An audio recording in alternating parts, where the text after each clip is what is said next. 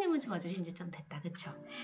책 없어주셔도 되고요. 보통 제가 책을 읽을 때는 확언 노트 많이 쓰세요. 다들 쓰고 계시죠? 그리고 운동하시는 분들도 계시고요. 각자 알아서 그냥 귀만 열어두고 알아서 하실 거 하시면 됩니다. 네. 길고 어두운 터널 끝에서 만난 빛. 아일랜드에서 반사요법사이면서 그룹 지도자인 메리 앨런으로부터 온 편지입니다. 1980년대 중반에 빈털터리가 됐습니다. 마치 나를 조각조각 해체해서 좀 더 쉽게 아집을 버리고 영적으로 깨어나라고 그 일이 일어난 것만 같았습니다. 나는 직장과 집을 잃었습니다. 남편은 나보다 더 아름답고 조건이 좋은 여자와 눈이 맞아 달아나 버렸고 임종이 얼마 남지 않은 어머니와의 관계도 소원해졌습니다. 이 모든 것들을 인정할 수가 없었기에 나 자신은 물론 영혼과의 연결도 끊어버렸습니다. 알코올에 의존하기 시작했고 성적으로 문란해졌으며 4년 동안이나 훈련받아온 전문직을 포기하고 하루살이 인생으로 전락해버렸습니다. 마치 도덕적 나침판이 고장이라도 난 것처럼요. 30년 동안 단 한 번도 하지 않았던 행동들이 일상이 돼버렸습니다. 삶을 내동댕이 쳐버렸습니다.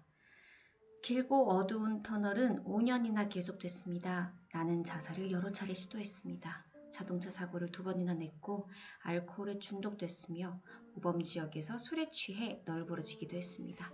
2번이나 체포되어 밤새도록 구금돼 있기도 했고요. 사람들과의 안정적인 관계들을 다 끊어버린 덕분에 알고 지내던 사람들 모두가 떠나갔습니다. 정이 유난히 많던 한 친구의 거실 소파에서 깨어난 어느 맑은 날 아침, 절망감에 심하게 압도된 나는 가진 것이 아무것도 없다고 느끼고 자포자기하는 심정으로 산책을 나갔습니다. 우거진 숲풀 사이로 살짝 엿보이는 서점으로 들어갔는데 그곳은 마치 안에 있는 모든 것을 살펴보고는 치유라는 제목의 책을 샀습니다. 집에 돌아와 책을 찬찬히 읽으면서 책에 나온 작업들을 했습니다. 로이스와의 인연은 내가 가진 것 중에 유일하게 좋은 것이었습니다. 아주 길고 느린 여정이 20년 동안 이어져 왔습니다. 오늘날 나는 조용한 곳에 자리 잡은 아름다운 집에서 사랑스러운 남편과 좋은 일이 끊이지 않는 삶을 누리고 있습니다. 영혼과 교감하며 날마다 신성한 하나됨에 점점 더 다가갑니다. 나는 나만의 독특한 방식으로 수백 명의 사람들과 로이스의 작업을 나누어 왔으며 그녀의 지혜를 계속 전파하고 있습니다. 아마 언제까지나 그렇게 할 것 같습니다. 나는 영원히 로이스를 사랑하고 그녀에게 감사할 것입니다. 영혼과 교감하면서 날마다 신성한 하나됨에 점점 더 다가가는 여러분들이 되시길 바랍니다. 네. 그러면 이제 확언 할게요. 정말 신기해요. 저도 이제 방송이 없으면 아무것도 안 해. 그냥 자고. 그러니까 제가 이런 걸 보면서 시간이 있다고 하는 것 같진 않아요. 우리가 늘 시간이 없어서 꿈을 못 이룬다고 하지만 시간이 없다는 건 정말 핑계다. 주말에 시간이 그렇게 많은데 시간이 없는 평일보다 안 해요. 그래서 여러분들 함께 해주셔서 정말 고맙습니다. 네. 확언은 꼭 같이 입으로 꼭 같이 내뱉으셔야 돼요. 이때 이거 하는데 1분도 안 걸 1분 정도? 2분? 1분 30초? 네, 정말 단 한 번이라도 1초라도 오늘 내 자신에 대한 긍정적인 말을 내뱉는다는 게 나의 하루를 바꾸고 그런 하루들이 쌓여서 한 달이 1년이 바뀌는 거거든요. 그래서 꼭 나에게 이 확언을 하면서 나에게 주문을 걸어주세요. 시작하겠습니다. 나는 이 상황을 초래한 내 내면의 패턴을 내려놓는다. 나는 평화롭다. 나는 가치 있는 존재다. 나에게 있어 내 삶을 책임지는 것은 안전한 일이다. 나는 자유롭기를 선택한다. 나는 심호흡을 하면서 내 스트레스를 흘려보낸다. 나는 사랑스럽게 내 힘을 되찾는다. 나는 이 오래된 생각을 내려놓고 흘려보낸다. 나는 나 자신에게 변화를 허락한다. 이게 노래가 자꾸 왜 끊길까? 잠시만요. 그 누구도 그 어떤 장소도 그 무엇도 내 힘을 빼앗아 갈 수 없다.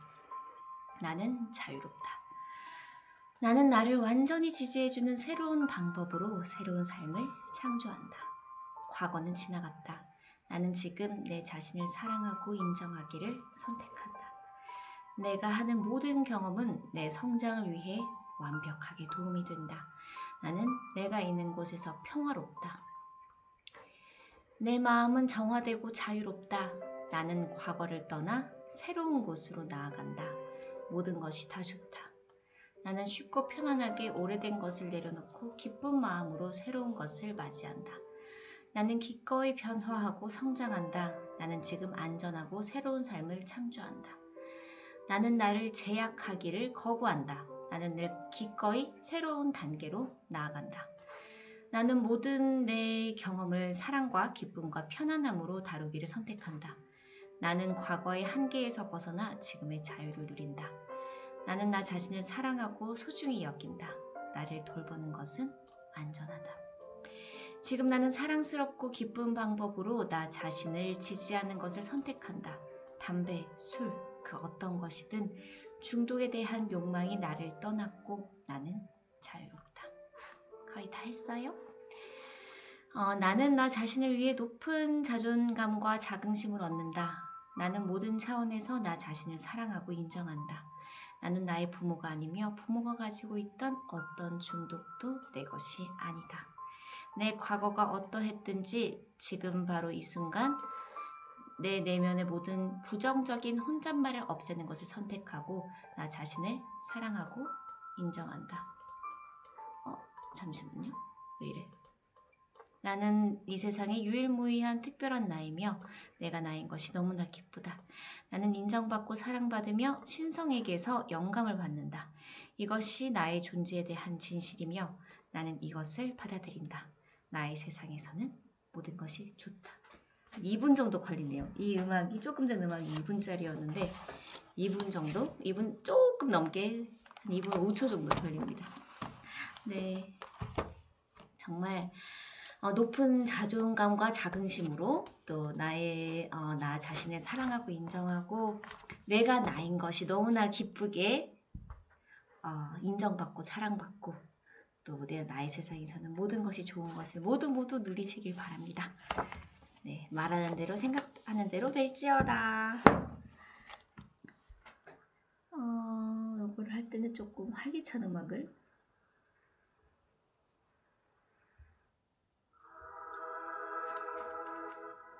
오늘 이제 부자 아빠 가난한 아빠 오늘은 되게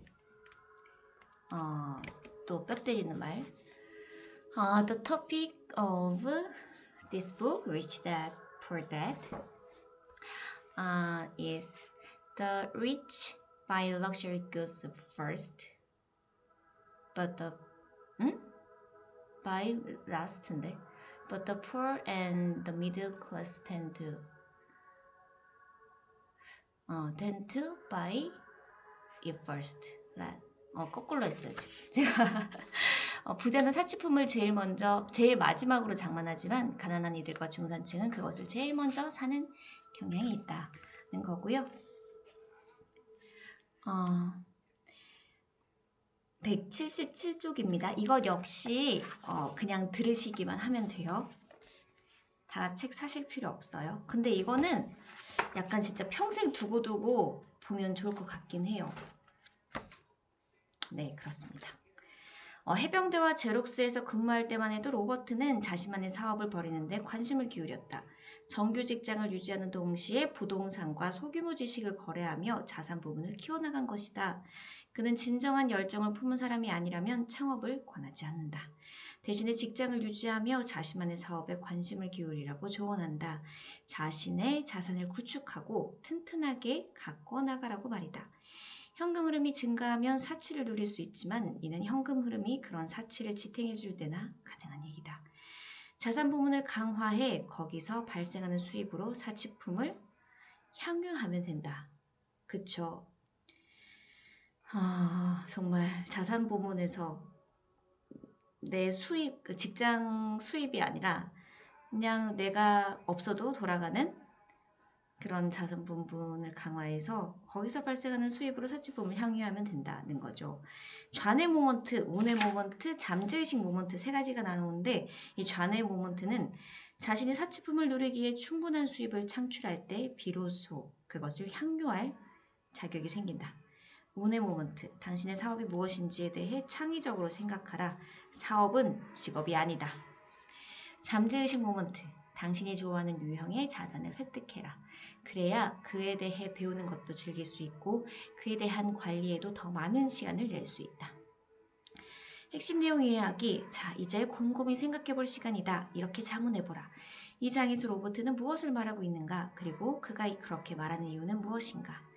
로버트의 말에 동의하든 그렇지 않든 상관없다. 이 섹션의 목적은 그가 말하고자 하는 바를 이해하는 것이기 때문이다.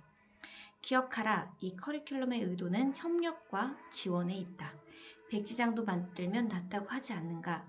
로버트가 하는 말을 이해하지 못한다고 해서 부끄러워하거나 도외시할 필요는 없다. 몇 사람이 모여 의견을 교환하면 더욱 쉽게 이해될 수도 있다. 다음의 문장들을 시간을 갖고 차분히 완전히 이해할 때까지 토의해 보길 바란다. 재정적으로 안정이 되려면 자신만의 사업에 관심을 기울여야 한다. 부자들은 자산 분분에 초점을 맞추는 데 반해 다른 이들은 소득 명세서에 집중한다. 재정적 공경에 부딪히는 것은 평생 다른 누군가를 위해 일하는 데 따르는 직접적인 결과인 경우가 많다. 은퇴 후 자신이 그동안 기울였던 노력의 결과를 보여줄 수 없는 상태가 되는 사람들이 너무도 많다. 순자산이 정확하지 않은 주된 이유 중 하나는 자산을 매각하는 순간 이득에 대한 세금이 불기 때문이다. 일단 돈이 들어가면 결코 빼내지 마라. 이렇게 생각하면 좋다. 일단 자산 부분에 들어간 돈은 당신 직원이 된다. 그쵸? 네.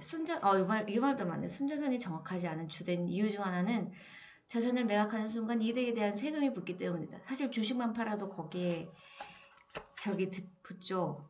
세금이. 그래서 자주 사고 팔지 말라는 얘기 중에 하나도 이거예요. 뭐 정말 돈이 많고 주식 부자인 사람들은 어차피 그 정말 이득 난 거에서 세금을 내기 때문에 상관이 없지만 정말 우리처럼 그렇게 큰 금액을 투자하는 것도 아닌데 돈 있는 사람들은 몇 떡을 그냥 한꺼번에 확 넣더라고요. 근데 저는 그럴 수는 없어. 네, 그래서 아무튼 일단 돈이 들어가면 결코 빼내지 마라. 이렇게 생각하면 좋다. 그런 돈의 가장 좋은 점은 하루 24시간이라고 앞으로 수세대에 걸쳐서도 일할 수 있다는 것이다. 부자는 사치품을 제일 마지막으로 장만하는 데 반해 가난한 이들과 중산층은 그것을 제일 먼저 사는 경향이 있다. 가난한 이들과 중산층은 자신의 피와 땀 그리고 자녀들에게 물려줘야 할 유산으로 사치품을 누린다. 그쵸. 정말 유산으로 사치품을 누리죠.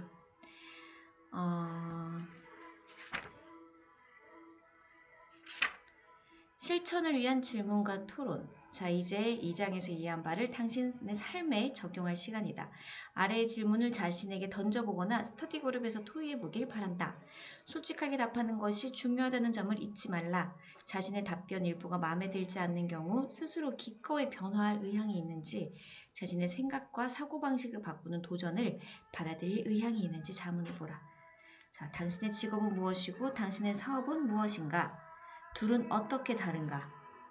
이 장을 읽기 전에 당신이 보유한 순자산의 가치를 어느 정도 추산하고 있었는가? 이제 그에 대해 어떻게 보는가? 세 번째, 당신이 획득하고 있는 자산은 당신이 좋아하는 유형인가? 그렇지 않다면 어떻게 바꾸는 것이 좋겠는가?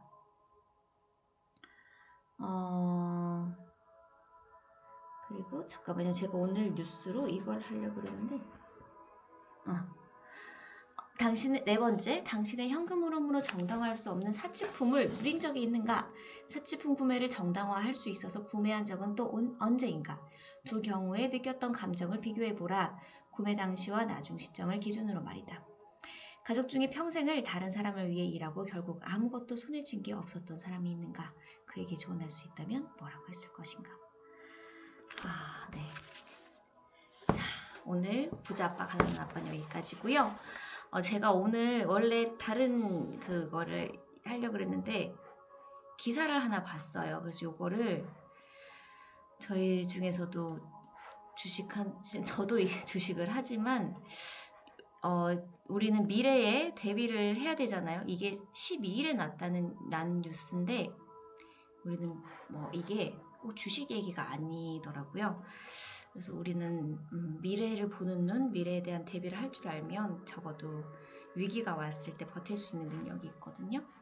그래서 이게 뭐 7만전자 비중확대 기회일까, 뭐 아니면 지금이라도 팔아야 될까, 뭐 이런 거긴 한데 보면은 이거 이 기사 아닌데? 이 기사 아니야. 이 기사 아니에요. 잠시만요. 이 기사 아니야. 참. 제 화면이 어두우니까 이거 아니고요. 이거다 이거. 죄송해요. 헷갈렸어. 버블 붕괴가 임박했다는 요 기사입니다. 제임스 리카즈라는 이 사람이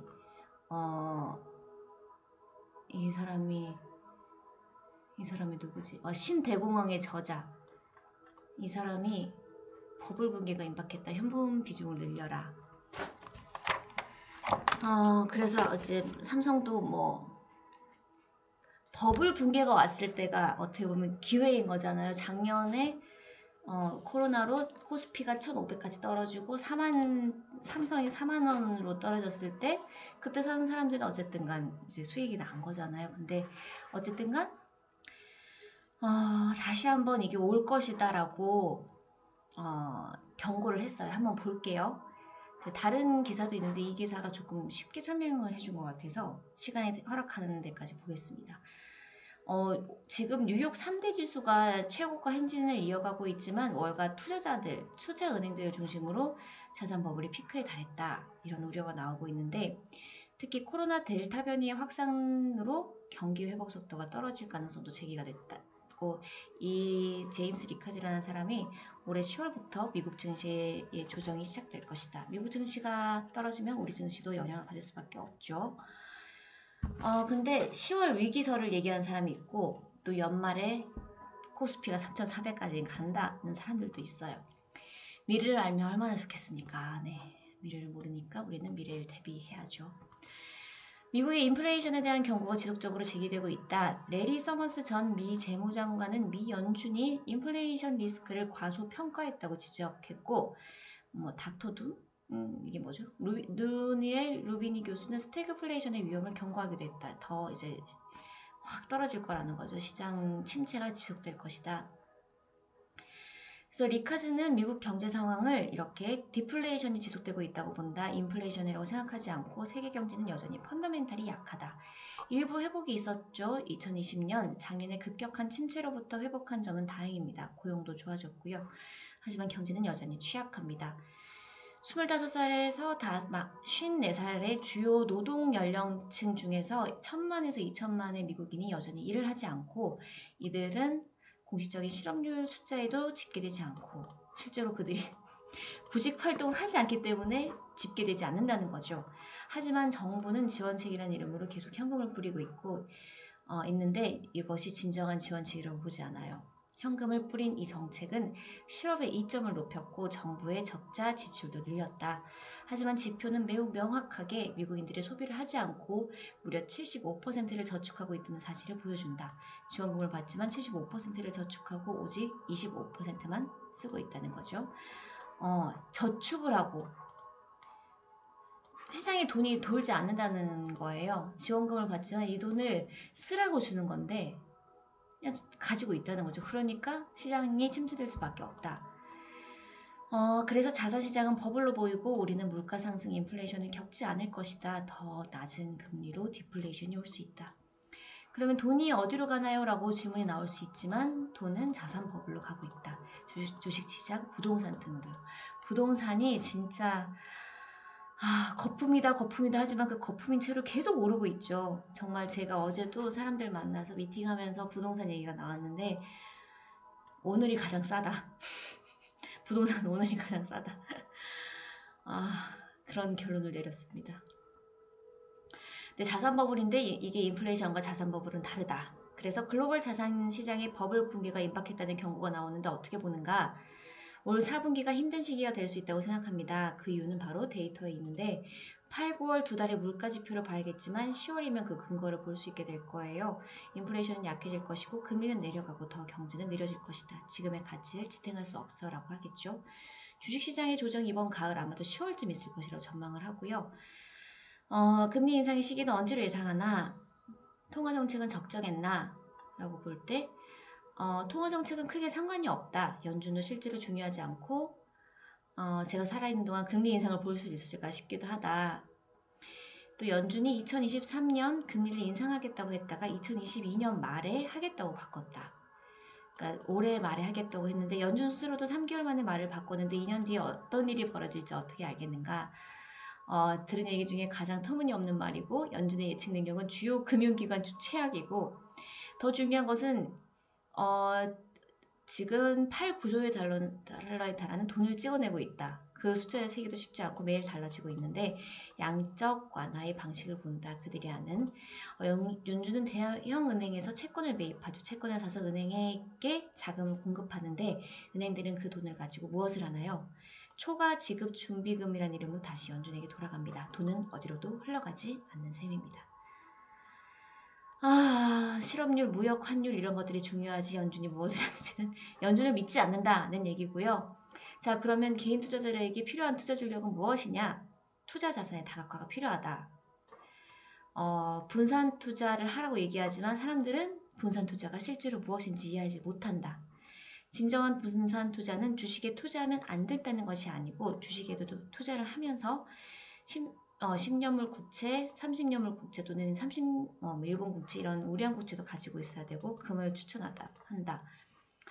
현금도 큰 비중으로 보유하고 계시길 권장한다. 이렇게 얘기를 합니다. 요거 기사 한번 나중에 보시고요. 저는 제 생각이에요. 여러분들이 보든 판단은 여러분들의 다 공부를 하고 각자가 생각을 하시는 거고요. 저는 반은 맞고 반은 틀린 것 같아요. 일단 경제 위기가 오는 건 맞지만 저는 사람들이 돈을 안 쓴다고 생각을 하지 않아요. 특히 한국은 돈을 사람들이 너무 많이 쓰고 있어요. 정말 여행을 가지 못한 그런 욕구들. 미국은 모르겠어요. 근데 미국이 어쨌든 이렇게 되면 우리나라도 영향을 받을 수밖에 없지만 이번 연휴에도 봐요.